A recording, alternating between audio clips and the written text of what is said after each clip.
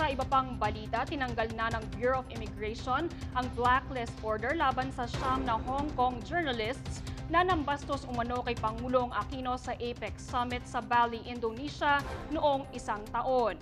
Kaya naman, pwede na ulit pumasok ng bansa ang mga journalists bilang turista sa ilalim ng regular immigration process.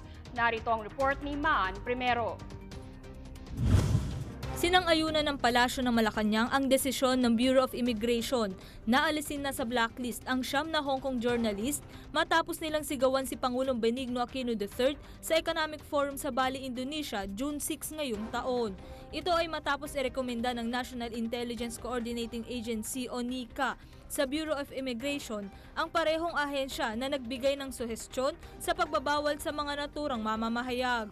Ayon sa Palasyo, maigi na umano na binawi ng ahensya ang blacklist order na inihain laban sa mga Hong Kong journalist base sa naging dahilan ng NICA. Wala naman umanong basihan ang inilabas na order. There was a realization na hindi naman talaga appropriate yung pagpapairal pa ng blacklist, and according to the existing laws, while it is summarily done, hindi din naman permanent yung pag-i-impose ng denial of entry or blacklisting. There's a process of review, there's a process of appeal, and it could be lifted once the reasons have been sufficiently reviewed or validated.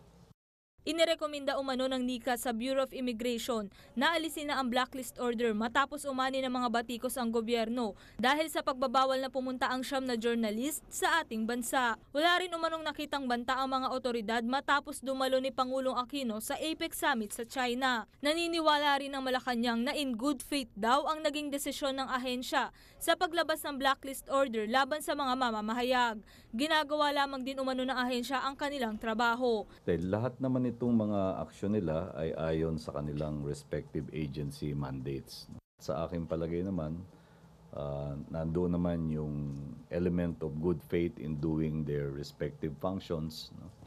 At nung na-call yung attention nila doon sa bagay na ito, doon na nag-surface yung ibang consideration.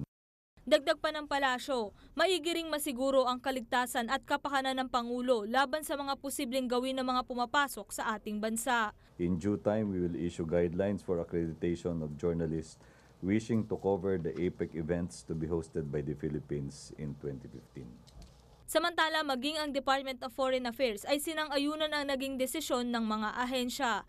Ako po ang inyong kaibigan, Maan Primero para sa Newsline.